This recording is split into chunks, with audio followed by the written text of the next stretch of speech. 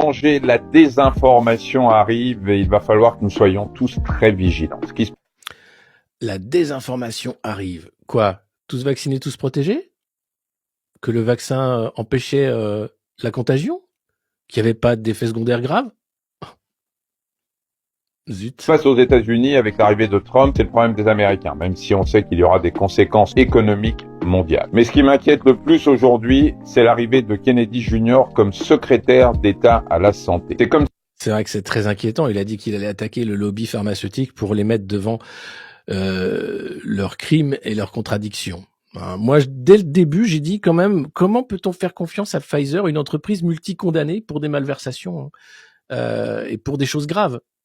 Pourquoi leur faire confiance maintenant? Je ne fais pas confiance ni à McKinsey, multicondamné également pour des escroqueries, ni Pfizer. Et eux, si, c'est bon, ils ont changé. Comme Nicolas Sarkozy qui est devant les juges tous les jours en ce moment, mais que la presse ne pas. Non, on n'a pas le droit de dire que Nicolas Sarkozy est devant les juges tous les jours en ce moment. L'ancien président de la République française devant les juges en ce moment tous les jours pour le financement de sa campagne de 2007 par l'argent de Kadhafi. Dingue! Mais pourquoi la presse en parle pas? Comme si on nommait ministre de la Santé chez nous un anti-vax notoire. Cette nomination va booster tous les complotistes du monde, y compris chez Eh oui. Et là, c'est un booster. Kennedy, c'est le booster des complotistes. Chez nous, chaque déclaration de Kennedy sera reprise par les réseaux sociaux, amplifiée, déformée. Cela demande non seulement une grande vigilance, mais également une grande réactivité de la part de tous ceux qui sont responsables de la santé en France. Gouvernement, administration, institutions, informateurs, nous devons tous réagir immédiatement en cas de désinformation manifeste sur les sujets santé, y compris et surtout nous, médecins. Chers confrères, vous allez peut-être devoir répondre à vos patients inquiets sur ce qu'ils ont lu ou entendu, notamment sur les vaccins. Il faudra savoir répondre et rassurer. Répondre et rassurer.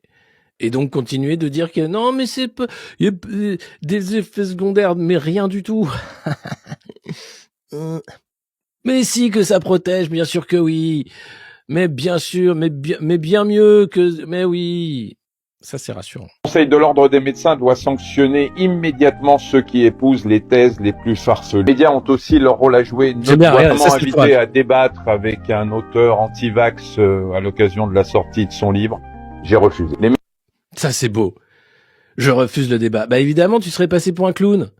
Ça, j'aime bien. Ces tenants de la vérité qui refusent le débat parce qu'à partir du moment où on les met devant leurs contradictions, il n'y a plus personne. J'adore.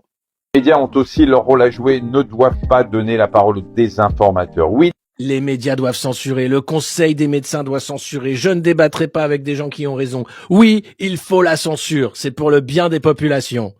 Michel Simès, le mec, mais heureusement qu'on n'est pas dans un régime communiste ou une dictature hitlérienne, parce que le gars serait quand même une terreur. Ça va qu'on est dans une démocratie qui fait quand même de la censure. Nous sommes un pays dans lequel la liberté de parole est fondamentale. Chacun a le droit de s'exprimer, mais pas pour mettre en danger la vie d'autrui. Et voilà, et pas pour mettre en danger la vie d'autrui. Mais qui a mis en danger la vie d'autrui, Michel? Avec des produits daubés comme AstraZeneca, par exemple. Qui a dit que c'était sûr et sans danger? Et qu'aujourd'hui, vous avez des milliers de victimes qui essayent de faire entendre leur parole, qui a été censurée justement parce que leur parole mettait en danger la vie d'autrui. Qui a foutu les soignants au chômage pendant des mois? Regardez cette tête. Ça respire la joie de vivre et l'envie de dialogue. L'amour de l'autre. La censure. Ils n'ont que ça. Ils n'auront que ça. Continuez de nous faire taire.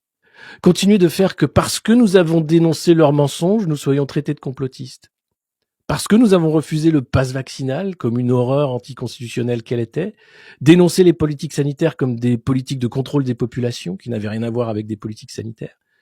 Ils nous ont traités de complotistes et ils continuent de le faire.